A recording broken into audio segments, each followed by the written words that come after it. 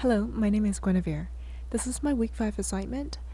The DAW that I use is REAPER, and the main EQ plugin in REAPER is called ReaEQ.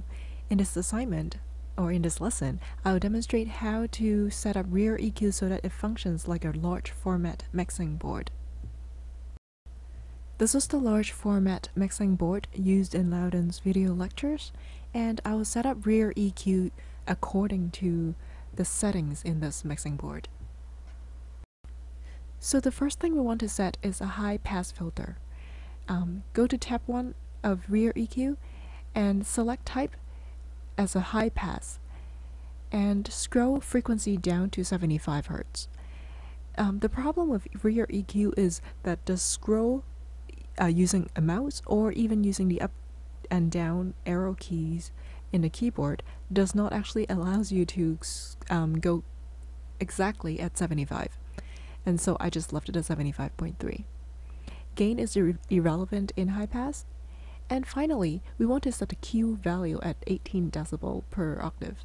However, there's an option called bandwidth in ReaEQ, and after some internet search I found that a Q value of 18 decibel per octave is the same as 0.08 in bandwidth in octaves, and so we will set the bandwidth to 0.08.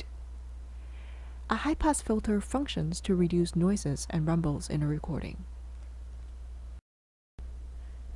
I mentioned a Q factor and bandwidth conversion in the last slide, and this is actually a mysterious conversion, and it turns out to be quite complicated. So I found a very handy internet tool online that you can just type in the Q value and it would tells you the bandwidth in octaves. So I hope this is a handy tool for you in case you're using a DAW that also use bandwidth. The next thing to set is a low shelving filter. A low shelving filter functions to boost or cut the low end of your recording.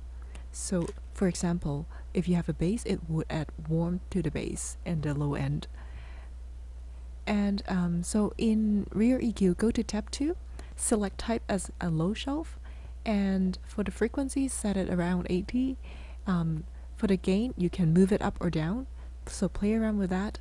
And for the bandwidth, which is Q, the Q that we want is 9.8, and that corresponds to Loudon's lecture, and it converts to 0.14 bandwidth.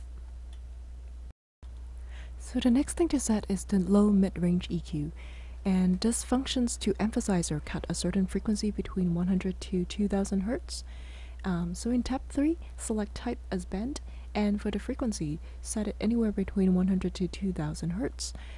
You can play around with the gain, you can move it up or down, and for the bandwidth, for a Q value of 1, it corresponds to a bandwidth of 1.38.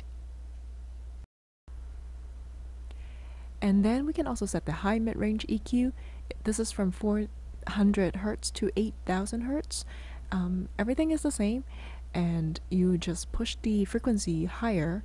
The type is also the band, and the gain, you can also play around with it. The bandwidth is also 1.38. So the last thing to set is a high shelving filter. This functions to boost or cut the high end of your instrument. And so in ReaEQ, go to type, select high shelf, and boost the frequency all the way to 12,000 Hz. You can play with the gain depending on what you want to do with the high frequency sound.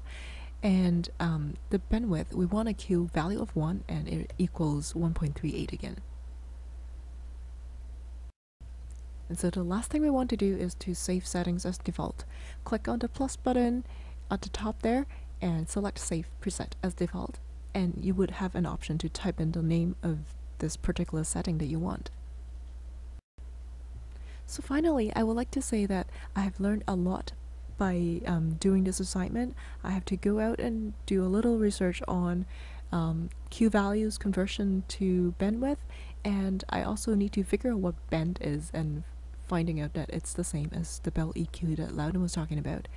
And so I've learned a lot, was really happy about this week, And so thank you very much for taking your time to review my assignment. I hope you have a great learning experience with Coursera, and I'll see you in the final week, week 6 next time.